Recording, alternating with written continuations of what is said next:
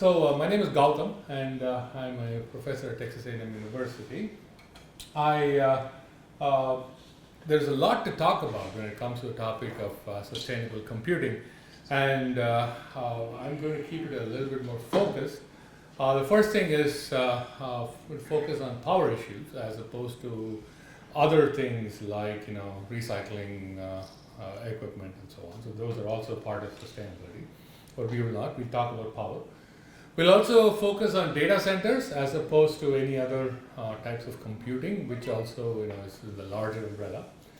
And finally, although this will come towards the very end of the talk, this is one of the topics that I think I know more about than some of the others, is on optimization and control, and look at what are the implications from a research standpoint for some of these things. So that's kind of what I'm going to say today. So for those of us that need a reminder of what a data center is, I tend to say data center as opposed to data center, but I'll try my best to switch between the two. So you have a bunch of servers like here that are put into racks, and these large racks are then put in these aisles and aisles of racks having servers in them. Then what happens is these guys warm up a little bit, and there's also, of course, a networking room in there, which also has machines and equipment. These get heated up, and they need to be cooled off. So there's a fan, and then there are chillers, and there's cooling towers, and so on that actually produce, to make the place more comfortable. And that all this, like the IT equipment as well as the cooling infrastructure, all that needs power, and that power comes from the utilities in this example, but from other places. I do want to say one quick thing, is that this is just directly lifted off of this book. Is something that I would highly recommend if you've not, if you've not read some of this stuff. This is a good book. I could freely get it online. I don't know. I believe everyone can. Anyway, so this is a nice book. This book talks about how these types of data centers are built, but what I'm going to say also works for other kinds of data centers. Like if a co-location data center, it really look like a little prison. Okay, there'll be these little servers and then a big thing around it, and nobody can go near it, and then locked and bolted and stuff, and then the next one. Slightly different model like this. Okay, but the idea is similar. Okay, so now I think many people in this room know a lot of these issues, but I still go ahead and say that. So we're talking about, and this is some numbers I pulled off of one of these books, is that the critical power, that's what's in this purple color, is 100 megawatts if you think about it. That's the amount of power that you would need. And what is that? What does that mean? What does that number look like? Well, I'm told that that's equivalent to about 30 to 40 large wind turbines, industrial-sized wind turbines. So you kind of need that. It's not like, okay, we have this issue, maybe we'll just install a few wind turbines. We're talking about serious stuff here. 30 to 40 wind turbines, or 6 to 7 million square feet of solar panels. Okay, so that's what we're talking about to power this. Okay? And the other thing is, like I said earlier, so we always should not be just focused on the computers themselves, but it's also, you also have to think about the heat that is generated that needs to be taken away. So there are two things that the electricity is used for, not just for the computing side, but also from the HVAC type of situation. Okay, so now it turns out that data centers, basically the server power is only a small fraction of the total energy that gets used. So that's an important thing to think about. A lot of times, my friend Juan can attest to this a little bit later, is that how do you compute how efficient you are? And I think this is from the same book that I was telling you about. Gives you, this is a fairly standard way of measuring. So there are three parts to it. Essentially, bottom line efficiency is what you need to do your computing, to do the data, divided by the total energy. Okay, and that gets broken into three parts. The first part is the PUE part, which essentially is how much of the power that you get is used by the IT? This is what we were talking about earlier. But whatever goes to the IT equipment is all not 100% used to do computing. Some of them, only a fraction of it is used for useful power. Okay, so some of them is not. Then there's the third part, which says, among all the electricity that actually comes in, what is actually used for true? And I personally believe there's a fourth part, which is not part of this, which is to say, how much do you really need to do to compute? And we'll come to that towards the end of the talk. Okay, we'll hit some of those hard issues. Okay. So now the question is, okay, we have a lot of techniques, and I'll go over some of this. This has been around for a few years, so by now most of you all are familiar with some of the solutions. But what are the challenges in implementing the solutions? Okay, it's not what are the challenges, not in generation or anything like that, in implementing some of the energy-saving solutions. The first challenge, which I'll talk about in the next slide, is that all these solutions are not applicable everywhere. We'll see that in the next slide for sure. Okay, there is enough variability among data centers that you can say, okay, this one solution is going to fit all. Okay. The second thing, and this is something that we talked about earlier this morning as well, power is still cheap. Okay, and if you, I don't know how many of you are familiar with this lottery scheme in households, for example. If you do some of this smart consumption, okay, you're going to save like 10 cents if you, instead of washing at the time you like to wash your clothes, to at another time you're going to save 10 cents, and you're sitting there going 10 cents. I mean, this is not buying me anything. Okay, not even a cup of coffee. So you're saying, okay, why would I do something when it's so cheap? Okay, so that's the mentality. And turns out, to incentivize this, a lot of these utilities have started to do or have been prescribing, and this is something for those of you that are doing research to think about, is some type of an incentive in there. So people were not, therefore, doing things that would reduce their energy consumption because the amount of money you save was very little. So they said, from a utility standpoint, it's the same thing. I do a little lottery, and then I say, okay, so 1 in 10,000 people will get this prize. So you multiply 10 cents by 10,000. This is looking like $1,000. So somebody's going to get a $1,000 prize, okay, and then so now people start to say, okay, let me do this. But from a utility standpoint, the same thing. You're just giving away that same $1,000 to everybody. I mean, instead of giving 10 cents to everybody, give $1,000 to one person, but people start to participate. Okay, so that was a way to incentivize people to cut down on consumption because they were hoping that they would get this price. Okay, so that is one of the things that people did. Perhaps something like that is also possible in the data center side of things. So, but that is still a challenge. Power is cheap. The second thing is, and this actually hits a lot of us here, is that companies are really concerned about performance. If you look at a company like Amazon, they actually gave the exact number, how many millions they would lose if the response time was anything even cut short by 100 milliseconds. They would lose a lot of money. So that's that makes it very difficult for someone to say, okay, we'll try and do something smart. Now the next thing is in terms of power. Okay, the next thing is there's tremendously low tolerance for anything that goes down. I mean, people this day and age want everything right now, right here. So you cannot suddenly say, okay, we will relax some of the things. Now, that's a complete no-no. And finally, a lot of our information is essentially transmitted, it's transmission of large files. And when you have videos that are running HD and so on, these files are pretty large, and therefore a lot of processing. And these things are, you do need a lot of power, if you will. Okay, so there are challenges in saying, okay, you don't want to sacrifice any of this, is what I'm trying to say. That's why it's a challenge. All right. Now, I was telling you about the first point there. Oops, sorry.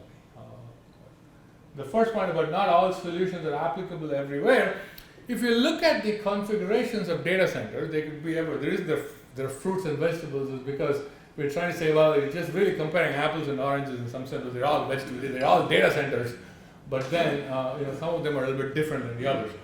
Firstly, many companies, the large ones, have what's called in-house data centers. They're sitting in there inside the company. That's one way. The others are all doing it externally, with a lot of these companies having externally hosted services. That's certainly an option. Next, you could think of people who have a single tenant versus multi-tenant. So even if you're external, you could have the entire thing for just one tenant. Okay. The other way is have multi-tenant. This is what we call as co-location data centers that look like a jail cell. That thing is what we call the multi-tenant data center. Now, the other question is who maintains the facilities, who maintains the hardware, whether it is the person who's running the data center or the person who is actually hosting. So they might say, okay, here's my server, you need to use my server. Versus the data centers will say, okay, we provide the service, so that it can go both ways. Interestingly, the geographically dispersed situation, this is actually very beneficial in some sense. You could have data centers that are geographically located all over the world. Okay, that has some interesting aspects about how you can move information around from one place to the other and so on. Next is, are we going up? How about when you come to one server? You could think of either sharing or dedicated hosting. So that means one server contains just one type of company or something like that versus sharing with others. Then the other big thing that I love to talk about is the geography. So I was closely involved with some data centers in Singapore where the problems were extremely different from what what you would face in Canada. For example, you try opening the doors and letting the atmosphere inside in Singapore is a disaster. You will never be able to do that. Okay, it is already 40 degrees Celsius outside. So it's tricky. So solutions need to be adapted to geography, if you will. Then the other thing that all of us people who work on modeling love to have servers that are all homogeneous, but in real life they are extremely heterogeneous, and modeling and analysis gets trickier. And finally, who manages the system, who runs this, the software side of things is also somewhat crucial because it's not easy to implement unless you get buy-in from the managing folks. All right, I want to move on to saying a little bit about small devices. So these are like your phones or your little sensors, embedded systems, if you will, that are where a lot of work has gone on in energy efficiency. We can learn from, because in fact a lot of the data center work, especially in the DVFS side of things, dynamic voltage frequency scaling, actually came from these small devices. So these were the folks that were first starting to do this. There are some interesting technologies. We can talk offline because we don't have that kind of time right now. But two things that come to mind. One is there's this notion of what's called network coding, where instead of sending the raw information, you can kind of code it by performing an XOR operation. And when you do that, you can get stuff out at the end. And one of the main consumptions of electricity here is in the transmission. When you use your phone, and then even yesterday on the plane, when I was in the airport, it was getting all this Wi-Fi and the battery was just dying. My new computer. Then when I sat on the plane and did airplane mode, no problem. The guy was just lasting forever. So it's this communication that sometimes could eat you up, and therefore eat up the battery, that is. And therefore it's useful to not send all the things that you really need to be sending. The other thing is to do what's called in-network function computing. So if you want all the information to go, think about sensors collecting information, and then bringing it to a single node. You don't really have to send all the information to a single node, but you can do some of the computing along the way. And for example, if you want to know what's the highest temperature, let's say you're monitoring to see if there's a problem, or you don't have to get data from each one of them. You can just perform the max along the way. Okay, so there are techniques like this that can reduce the amount of energy, if you will. I will move over mainly and talk about, like I said, the main topic is on data centers. I'm coming back to that. This is a picture again from that same book. And one of the things is they say that the biggest consumer of power is the CPU itself. And like even the memory is the next, but it's really gotten down. And I want to show another picture next.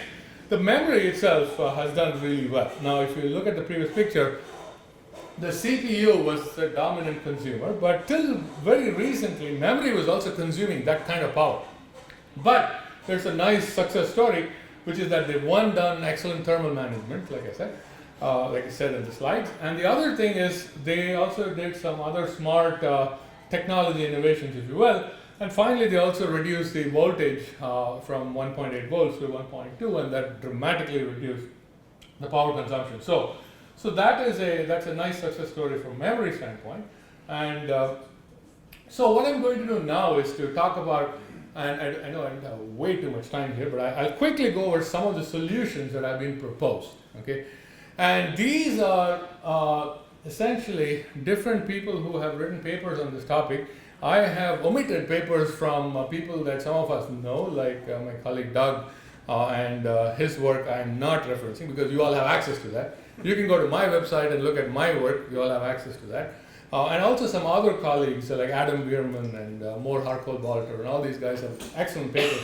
You can look up all those. I'm talking about some other things that some of us may not be familiar, those of us that work in the optimization and control side of things. So, quick comment. So firstly, one thing you can do, especially in Canada, is do what's called free cooling. So that means you don't have to actually do all of this. You open the window and get cool air from outside. That's pretty much what I'm trying to say here. The second thing is you could also raise the inlet temperature. This was something that they did a lot in Singapore. They said, why do we need these rooms to be at 25 Celsius? They can be at 40 Celsius. Well, what's the problem? So that is another thing that we were talking about. Then the next question is, you can manage the airflow quite nicely. More than anything else, you can also do some clever distribution of energy. So the point that these authors make, is you can do some machine learning and come up with newer non-intuitive techniques to make the system better. But their low-hanging fruit is there are still a lot of best practices that one can adopt and significantly reduce, much like what they did in the memory. Okay, so that's their main thing. They also say one other thing, which is the last point here, but I do want to say a few comments. First of all, there's a lot of redundancy in computing. Okay, why do they do that? Well, just because you want to improve the level of service that you provide to your customers. Now, how is it done? Well, one thing is they do multiple requests. That means, so that's why I said, are you really doing useful work? I'm not sure. So let's say I want a piece of information. I fan it out to a bunch of places. The first one that responds, I take. All the other processing is waste of process. Okay, if you think about it. You're just wasting CPU running a query. Well, you're not even going to use it. You're just going to use that one thing. So in some sense, you do this multiple request business. You also mirror a lot of information. You don't put everything on one website, but you kind of mirror it all over the world so that you have things close to each other. So that is another type of redundancy.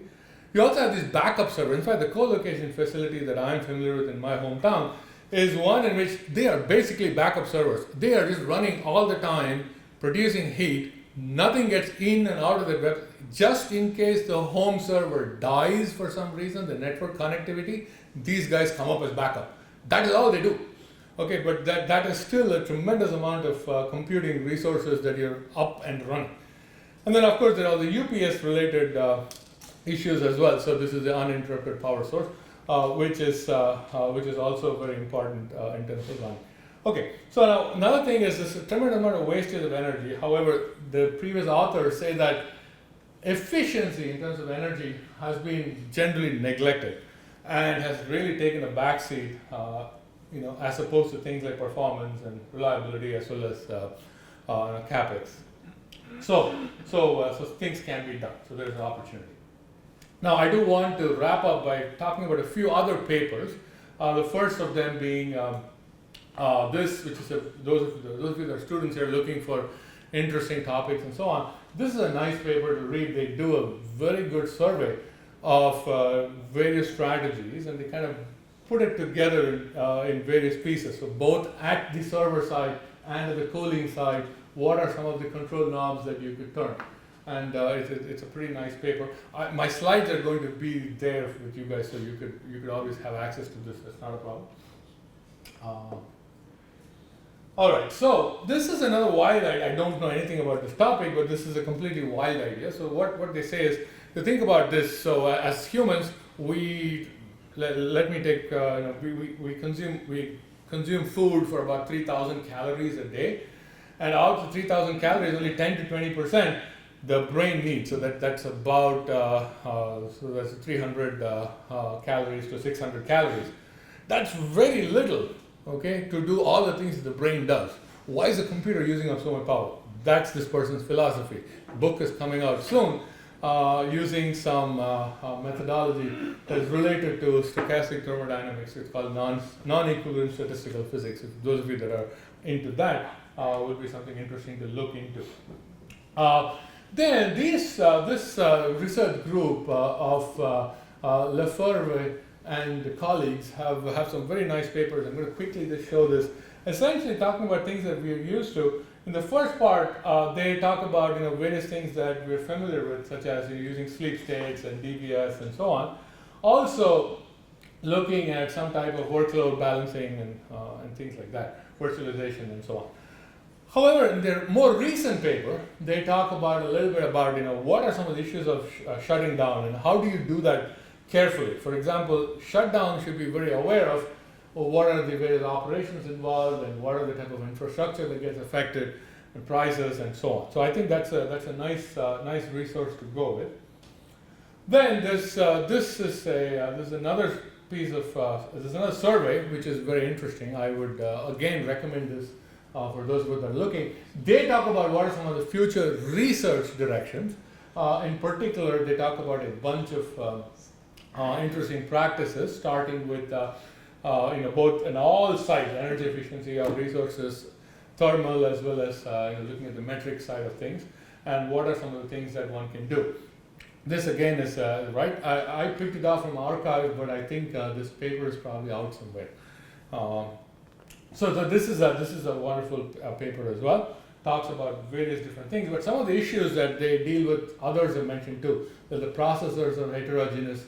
And the models are somewhat unrealistic for those of us that are the modeling.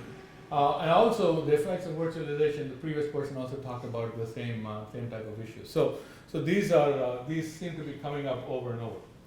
Then this is very much in the cooling side, which is you can do a lot of other fun stuff too. You can do water side free cooling, and you can also, this hotspot is another interesting issue. You can move around stuff so that one part of a data center doesn't get extraordinarily hot. You can kind of move things around. You can do some smart processing to avoid that. And finally, you can do some clever, heat side of things, including, I think somebody's going to talk about at some point of time, things like using a coolant or a liquid-based, I would say, cooling, if you will. Okay. Now, I do want to. I have 3 other slides. Talk a little bit about, from an optimization and control standpoint, what are some of the research really that would be performed or that needs to be performed. So the first thing that I want to say is, we need to find a good way to model so that we can address this issue of the trade-off between power, reliability, and level of service, if you will. So that means, is it possible to reduce your power consumption and still give the same level of performance or same level of reliability? Is that possible? One thing that I believe, and this is something that is personal, is that if you model the uncertainty very well, a lot of this can be done. A lot of times people are extremely averse to trying something because they are being overly conservative. So as a matter of fact, if you model your uncertainty very carefully, I believe it is possible to do so, but it needs some work.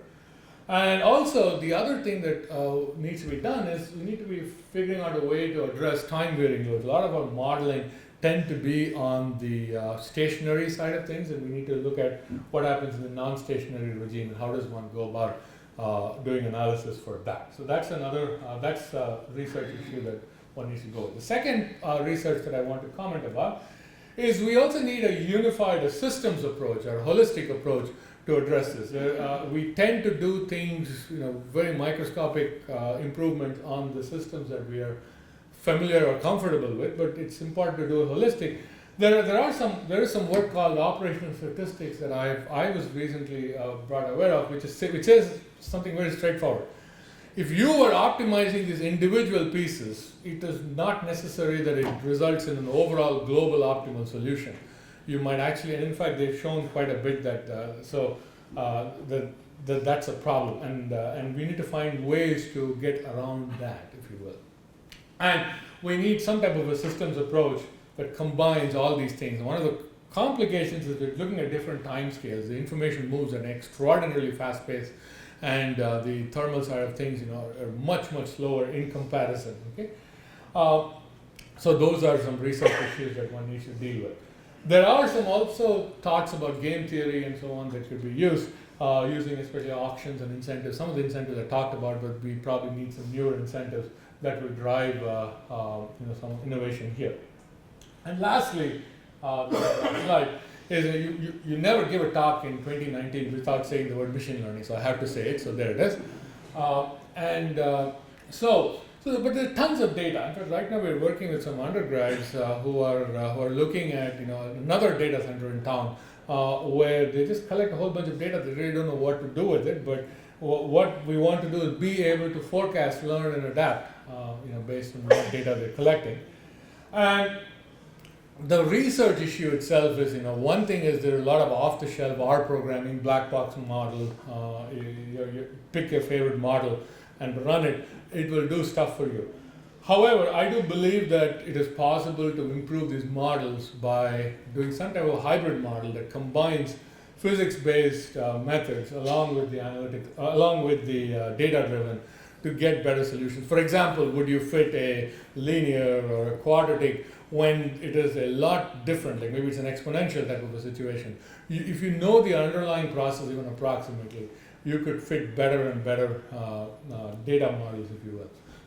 So in essence, I'm concluding by saying that there is some work in machine learning as well, research-wise, that could be used to analyze some of this. So overall, there's plenty of scope, and I'll stop here and see if there are questions or however you want to do with that.